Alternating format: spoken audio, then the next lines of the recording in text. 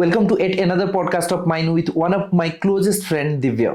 इस पॉडकास्ट में हम ऐसे कुछ टॉपिक के बारे में डिस्कस किए हैं जिसको सुनने के बाद आपको लगेगा कि is it true. What if I tell you there are 3 scientist जो द ग्रेट अल्बर्ट आइंस्टाइन को रॉन्ग प्रूफ किए हैं। बिलीव नहीं हो रहा है, right? And because of that they got Nobel prize in the year 2022। And what if I tell you there is something which can travel faster than light, तब भी believe नहीं हो रहा है, क्योंकि आज तक हमने जो भी पढ़े हैं, जो भी सुने हैं, सबसे फास्ट जो चीज ट्रैवल कर सकता है वो लाइट है। But in this podcast we are going to discuss something जो लाइट से भी फास्टर ट्रैवल कर सकता है। इस पॉडकास्ट में हम क्वांटम एंटेंगलमेंट के बारे में डिस्कस किए हैं, फिजिक्स के बारे में। Don't go by the word, he explain in the most simplest way जो सबको समझ में आएगा, and it's very interesting. Please watch till the end, enjoy the podcast. Hi, कैसे हो? Hi Sama, I'm good. Okay, see, it's been a long time I was planning to have a podcast with you. Okay. तो I know you are a person जिनके साथ बहुत सारा podcast बन सकता है. Okay. Okay, but मैं सोचा चलो start तो करते हैं, because I mean honestly I believe that whenever I get a chance to interact with you, there is something to learn from you. Okay. I don't know why. हाँ, कभी ना कभी मैं बात करता हूँ तो कुछ ना कुछ चीज़ के deep में जाते हो. I observe that. तो I really want to know कि ज्ञान मिलता कहाँ से? Okay, like हम एक्चुअली सराउंडिंग से सबसे ज़्यादा सीखते हैं, और मेरे नेबर हो तो वैसे ही सारे नेबर से या दोस्तों से वो सीखना तो हो ही जाता है। और मोरोवर और आप पढ़ाई करते हो, इवेंचुअली आप जितना पढ़ोगे उतना ज़्यादा सीखोगे। वो मतलब वो फैक्ट को कोई काट नहीं सकता आज के डेट में भी। बट मुझे पता है आप बहुत सारे बुक पढ़ते हो, राइट? हाँ, किताबें पढ़ना थोड़ा मेरा हॉबी है। मतलब डिफरेंट जॉनर में मैं पढ़ सकता हूँ। अभी जैसे स्पिरिचुअलिटी में भी पढ़ लेता हूँ, साइंस फिक्शन में भी पढ़ लेता हूँ, या इन्वेस्टिंग में पढ़ लेता हूँ। तो it's like it's a hobby, and या उससे कुछ सीखने को मिल जाता है हमेशा। ट्रू, पढ़ने से तो बहुत चीजें सीखने को मिलता है, दैट्स ट्रू। बट जैसे बोले कि स्पिरिचुअलिटी में पढ़ते हो अभी, तो स्पिरिचुअलिटी क्यों? मतलब मैं क्यों पूछ रहा हूँ, जैसे मैं बहुत सारे दोस्तों से इंटरेक्ट कर रहा हूँ अभी, जैसे now we all are in between 30 to 40। Okay. तो लोग मैं देखता हूँ तो एक टाइम था जब स्पिरिचुअलिटी के बात ही नहीं हो रहा था। करेक्ट, नहीं हो तो रहा था। हमेशा पार्टी, कुछ एंजॉय करना, कहाँ घूमना, ये सब चीजें हो रहा था। बट नाउ इट इज मतलब मैं ऑब्जर्व कर रहा हूँ, बहुत सारे मेरे दोस्त हैं जो स्पिरिचुअलिटी की बातें करते हैं। So is it like when you are between 30 to 40, तो यू आई मीन एज पर एज तो थोड़ा स्पिरिचुअलिटी के साइड हम मूव होते हैं कि कैसे क्या है? हाँ, ये एक्चुअली इवेंचुअली होता है। ऐसा नहीं है कि मैं पार्टी नहीं करता हूँ, तुम्हें पता ही है। सो एक्चुअली हर उम्र में अपना एक फैशन होता है, अपना एक जोश होता है, अपना एक विल पावर होता है, वो अलग अलग होता है। और मतलब पार्टी करना अगर हम सही एक एज में नहीं किए तो बाद में वो भी लगेगा कि पार्टी हमने नहीं किया किए। नहीं। हाँ, बहुत चीज मिस हो गया। तो ऐसा नहीं है कि शुरू से तुम स्पिरिचुअलिटी पढ़ते जाओ और पार्टी को अवॉइड करते जाओ, ऐसा नहीं है। बट एज के साथ हो ही जाता है। और एक जैसे कि आप हमें आपने बोला कि पार्टी करना, वो भी इंडियन फिलोसफी का एक पार्ट है। चारवाक दर्शन एक है, तो वो भी एक इंडियन फिलोसफी का पार्ट है कि हम प्रेजेंट में जिएंगे। ओके। और फ्यूचर कुछ है नहीं या पास्ट कुछ है नहीं, जो भी है प्रेजेंट है, वही है। तो इस बार में भी हम एक बार बात करेंगे। कभी ना कभी स्पिरिचुअलिटी के ऊपर भी एक बार बात करेंगे। करेक्ट, ये बहुत इंटरेस्टिंग है चारवाक दर्शन। एक्चुअली हम सबको जानना है, हम सब में एक एक चारवाक बैठा हुआ है, लेकिन हमको पता नहीं है। So it's a very interesting That's the only reason I said कि you are a kind of person जिनके साथ बहुत multiple podcast बन सकता है। तो if I'll ask you like last कुछ दिन में कौन सा ऐसे book या कौन सा ऐसे स्टोरी है जो आपको बहुत अच्छा लगा हो, so that I mean would you like to share something like that? कुछ ऐसा है? हाँ, एक इंटरेस्टिंग चीज़ जो मैंने कुछ दिनों में अभी पढ़ा है, वो about 2022 Nobel prize in physics. Okay. 3 scientist को मिला है, और उन्होंने आइंस्टाइन को रॉन्ग प्रूव किया है। अल्बर्ट आइंस्टाइन द ग्रेट, उनको उन्होंने रॉन्ग प्रूव किया। और सबसे इंटरेस्टिंग चीज़ है, ये पूरा जर्नी 100 ईयर्स का है। तो it was about quantum physics actually. तो अल्बर्ट आइंस्टाइन को रॉन्ग प्रूव किए, that's the reason they got Nobel prize, is it? This is the highlight actually. Like actually quantum physics जो है वो क्लासिकल फिजिक्स से थोड़ा अलग है एक्चुअली। तो क्वांटम फिजिक्स को आइंस्टाइन टोटली नकार देते थे, मना कर देते कि ये इनकम्प्लीट है, ये बेसिक कॉन्सेप्ट ऑफ फिजिक्स से अगेंस्ट जा रहा है, या इसको उससे रिलाई नहीं कर रहा है, तो ये कोई मतलब सही चीज़ नहीं है। क्या हम इसको आसान भाषा में समझ Okay. सकते हैं? आई मीन ज्यादा फिजिक्स के ऊपर एकदम हाँ. वो चीज कॉम्प्लिकेटेड हो जाएगा तो फिर दिक्कत होगा, मतलब चलिए। व्यूअर्स को सबको इतना अच्छा नहीं लगेगा। क्या है क्वांटम जो फिजिक्स है इसको एकदम नॉर्मल वे में समझ सकते हैं? चलो इसको एक फिलोसॉफिकल वे में समझने की कोशिश करते हैं। क्लासिकल फिजिक्स में क्या होता है कि डिटर्मिनिज्म के ऊपर चलता है, नियतिवाद और निश्चिततावाद की Certainty के ऊपर। सर्टेनिटी के Okay. ऊपर बेस हाँ। है कि मैंने यहाँ से एक बॉल थ्रो किया तो इतना फोर्स दिया, ग्रेविटी का इतना रोल है, उसका प्रोजेक्टाइल वहां पे जाके गिरेगा। ओके। जैसे कि मान लो कि क्रिकेट में कि मैंने एक शॉट मारा तो वो अगर वो बाउंड्री का कितना मीटर में चला गया, कितना मीटर गया, वो वहां से कैलकुलेट करके उनको पता चल जाता है। इसका एक बेस्ट एग्जांपल हो सकता है एलबीडब्ल्यू। करेक्ट। बेसिकली एलबीडब्ल्यू पेड़ पे अगर बॉल हिट करता है तो उसके बाद प्रोजेक्ट किया जाता है कि कहाँ पे बॉल हिट करेगा, बेस्ड ऑन दैट जो थर्ड अंपायर डिसीजन देते हैं, उनको right? पता चल जाए इतना स्विंग हो रहा था तो वो आगे जाके कितना दूर जाएगा और वो विकेट को हिट करेगा कि नहीं करेगा। करेक्ट। वो हो गया क्लासिक फिजिक्स। तो उसमें क्या होता है कि सर्टेनिटी होता है। और हमारा पूरा जीवन में ये सर्टेनिटी का रोल बहुत ज़्यादा है। जैसे कि रॉकेट साइंस भी उसमें चलता है, और मान लीजिए कि छोटा सा घड़ी भी वो क्लासिकल फिजिक्स का सर्टेनिटी के बेसिस पे चलता है। तो अभी लेकिन क्वांटम बहुत छोटे लेवल पे इसमें ये सर्टेनिटी नहीं रहता, इसमें ये डिटर्मिनिज्म नहीं रहता, इसमें अनिश्चिततावाद रहता है, अनियमिततावाद रहता है, अनसर्टेनिटी एंड ऑन रैंडमनेस रहता है। तो ये फिजिक्स का क्वांटम थ्योरी जो है एक स्मॉल पार्ट है, ऐसे बोल सकते हैं। मतलब फिजिक्स का एक स्मॉल पार्ट है जो जिसको हम क्वांटम फिजिक्स बोल सकते हैं। मान लो मैं ये एक कॉइन लेता हूँ, वो कॉइन को मान लो एक एटम है, वो रोटेट कर रहा है, वो मतलब कॉइन ना तो चित्त है ना तो पट है, वो घूम रहा है अपना वो में। तो वो अगर आपने उसको ऑब्जर्व किया तो वो अपना जो स्पिन है वो उसको कोलैप्स करके एक पर्टिकुलर स्टेट में आपको दिखाएगा, चित्त दिखाएगा, इधर हेड या तो टेल दिखाएगा। ओके। तो वो होता है क्या कि एक हजारों प्रोबेबिलिटीज में से एक प्रोबेबिलिटी को वो आपको दिखा देगा। ओके। करेक्ट। ओके। जैसे कि इलेक्ट्रॉन का क्या होता है, स्पिन होता है लेफ्ट में, और प्रोटॉन का क्या होता है कि वो पोलराइजेशन होता है, लेफ्ट पोलराइजेशन राइट पोलराइजेशन ऐसे होता है।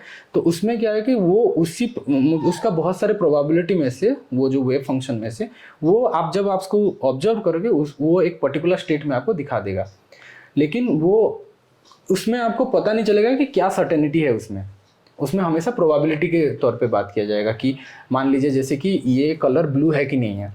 अगर किसी को भी पूछा जाएगा ये बोलेगा एब्सोल्युटली ब्लू है, ऑब्वियसली ब्लू है।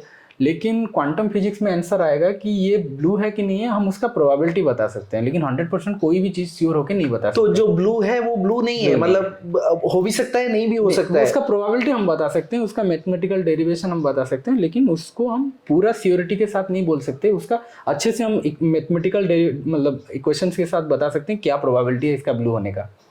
ओके। तो आइंस्टाइन ये चीज को मानते थे कि आइंस्टाइन का क्या था कि वो बोलते थे कि उनका एक फेमस सेंटेंस है कि God doesn't play dice. Okay. भगवान बैठ के यहाँ पे कोई पासा नहीं फेंक रहा है और इसमें जो प्रोबेबिलिटी निकला वही निकल रहा है। साइंस और फिजिक्स हमेशा सर्टेनिटी के बेसिस पे होता है, ब्लू है तो है, नहीं है तो नहीं है। वो और एक सेंटेंस भी बोलते हैं, does moon not exist if I am not watching it. मैं नहीं देख रहा हूँ तो मून वहां पे क्या एग्जिस्ट नहीं करता है। तो यहाँ पे जो बोल रहे हैं कि ऑब्जर्व करने से कुछ ना कुछ हम देखते हैं, कुछ ना कुछ देखते हैं, उसका हजारों प्रोबेबिलिटीज में से एक प्रोबेबिलिटी हम देखते हैं। करेक्ट। और उनका कहना है कि ऐसा नहीं हम देखें या ना देखें, वो है तो है। ओके। तो क्वांटम फिजिक्स उसी पे बात करता है।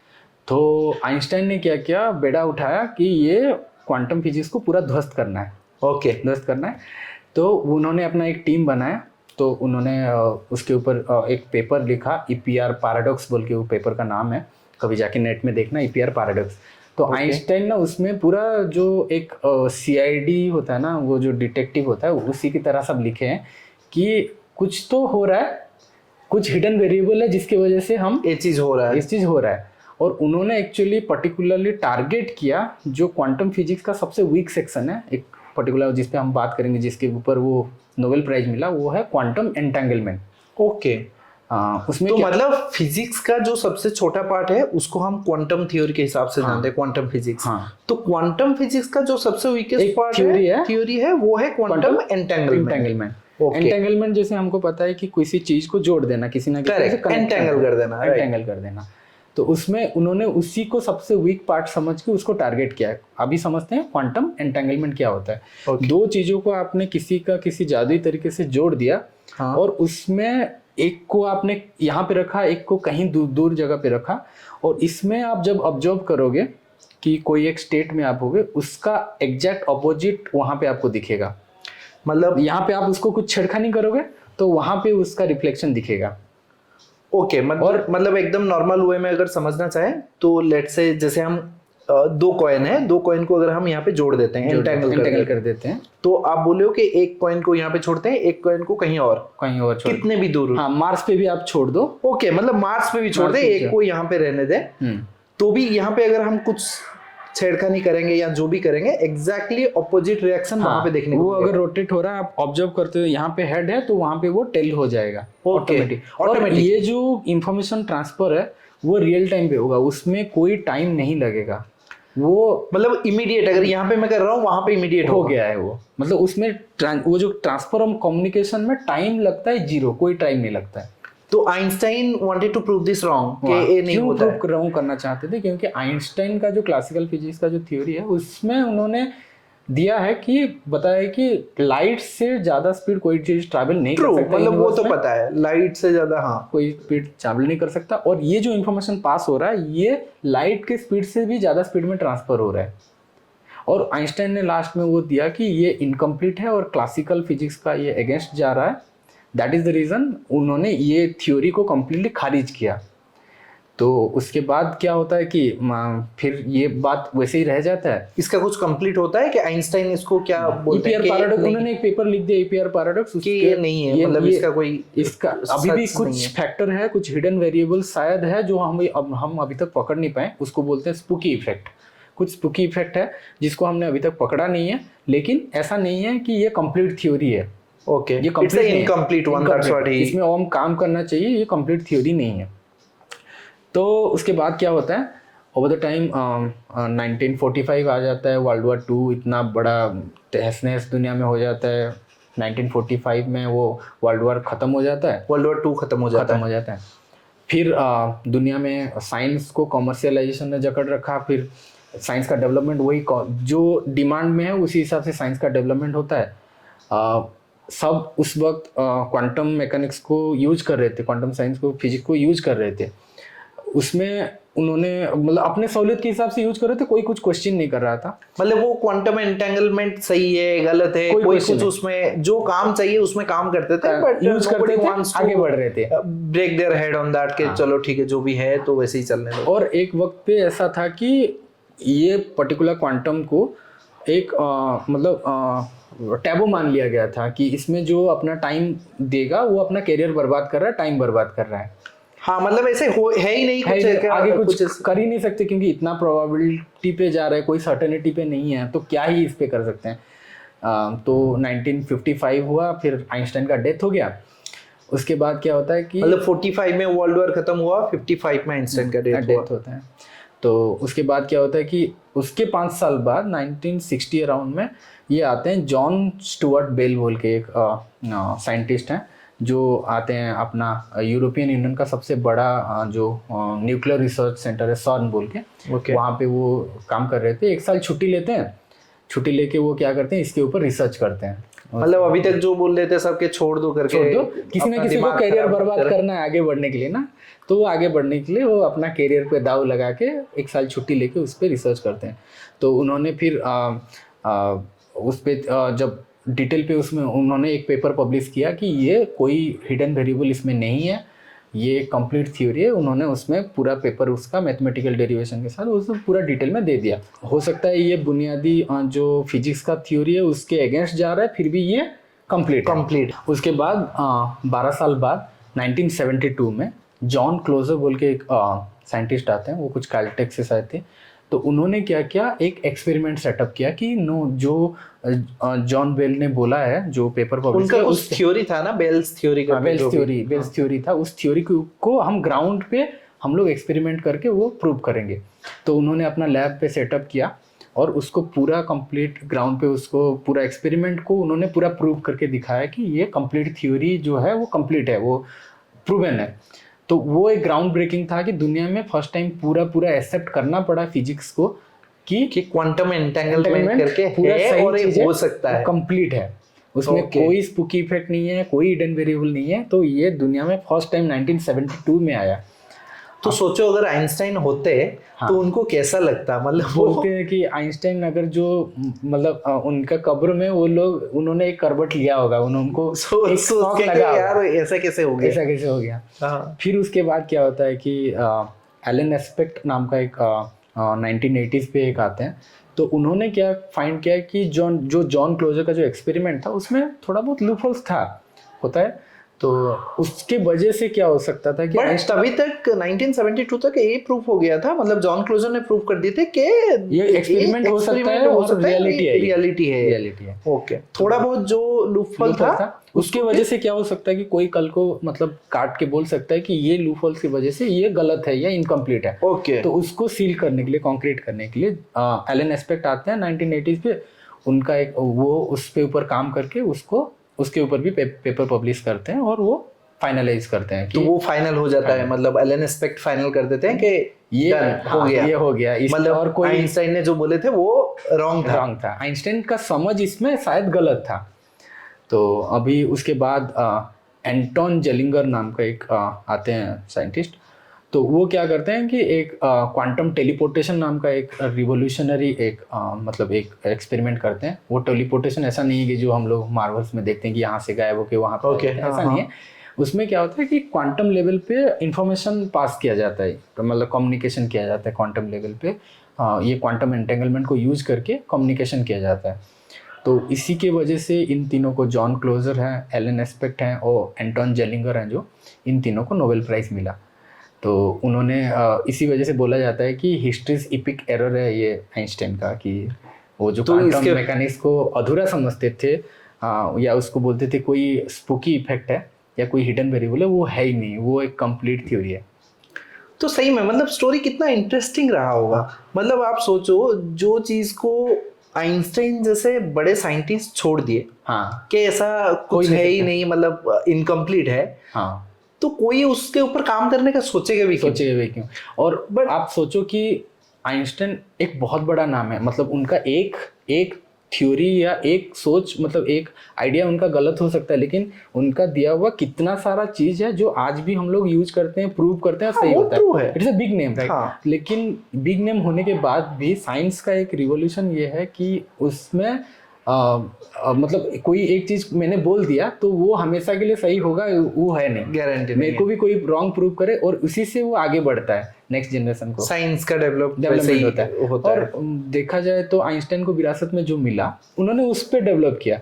ये जो एंटन जेलिंगर है, उनको जो विरासत में मिला, या एलन एस्पेक्ट को स्टुअर्ट बेल से जो मिला, वो उन पे ऊपर काम किया। तो साइंस का ऐसा चलता है कि आगे बढ़ते रहता है। हाँ, बट सबसे अच्छी बात है तो वो सोचा, कोई ना कोई बंदा सोचा कि यार इसको जो इनकम्प्लीट है इस पे काम कर सकते हैं, क्या पता शायद इसमें कुछ निकल जाए और कुछ कंप्लीट हो जाए आगे जाके, और वही हुआ। करेक्ट। और अभी आप नेक्स्ट न्यूज में अभी था 2019-20 अराउंड, IBM और गूगल के बीच एक बहुत बड़ा वार चल रहा था कि वो मतलब क्वांटम कंप्यूटर निकाले। हाँ, वो सुपर कंप्यूटर तो वो पास्ट हो गया, लेकिन अभी जो क्वांटम कंप्यूटर है उसके ऊपर काम करेंगे। It was also in news. तो दोनों सोच रहे थे कि कौन पहले निकालेगा, ऐसा कुछ कुछ कंपटीशन चल रहा था। मैं उसके साथ अपडेट नहीं हूँ, लेकिन जो होता है बात करते हैं उसके ऊपर। बट मतलब इनको तो नोबेल प्राइज डिजर्व करते हैं यार। मतलब अगर पहली बात तो इतना गट्स होना चाहिए कि आइंस्टाइन ने कुछ चीज रॉन्ग प्रूव किए हैं या जो भी इनकम्प्लीट है, मैं उसके ऊपर जाके काम करूं और काम करके अगर मैं उसको प्रूव कर देता हूँ कि गलत है करके, मतलब इसका एग्जिस्टेंस है करके, तो फिर दे डिजर्व नोबेल प्राइज। और ये जर्नी भी 100 years का है, मतलब 2022 में आके कुछ 20s में ये स्टार्ट हुआ था और 2022 में आके वो प्रूव होता है। मतलब 2022 में उनको मिला, बट 80 में प्रूव किए थे वो, राइट। मतलब 80 में प्रूव हो गया था। बट जो भी है, मतलब it's such a interesting story. I would like to know कि व्यूअर्स के लिए ऐसा कुछ बुक सजेस्ट करोगे जिसमें जो लोगों को पढ़ना चाहिए, मतलब जो आपने पढ़े हो अभी तक, तो उनमें से जो मस्ट रीड वाला कुछ बुक्स हो, सो दैट अदर्स कैन अभी रीड दैट आप बुक। पढ़ सकते हो, एक सैपियंस बोल के एक बुक है, हाँ दैट्स ए वेरी इंटरेस्टिंग। उसमें क्या होता है कि आपको वो अनलर्न करने के जितने भी आपने मतलब हमने सीखा है जीवन में, उसको और एक बार रिव्यू करके अनलर्न करके फिर नया चीज़ सीखने को वो देता है कि ह्यूमन इवोल्यूशन कैसे हुआ होगा, या ह्यूमन Okay. अभी जो कर रहा है वो क्यों कर रहा है, वो आगे जाके क्या करेगा। वो एक 3 बुक का सीरीज़ है। अगर फिलोसॉफी के ऊपर आपका अगर इंटरेस्ट है तो आप सोफीस वर्ल्ड पढ़ सकते हो। ओके और अगर आपको थोड़ा बहुत इन्वेस्टमेंट में अगर आपका इंटरेस्ट है तो इंटेलिजेंट इन्वेस्टर पढ़ सकते हो। That they are really good book actually, good picks actually. ये एज में आपको इन्वेस्टमेंट बहुत जरूरी है, तो मैं ये इंटेलिजेंट इन्वेस्टर सही में। फॉर व्यूअर्स, ये सारे जो बुक्स है इसका लिंक जो है मैं डिस्क्रिप्शन पे डाल दूंगा, जिनको भी पढ़ना रहेगा तो प्लीज जाके पढ़िए। Thank you so much for coming. तो आगे जाके और एक आधी पॉडकास्ट तो जरूर करेंगे स्पिरिचुअलिटी या किसी और स्टोरी के बारे में। तो अच्छा लगा जो स्टोरी था।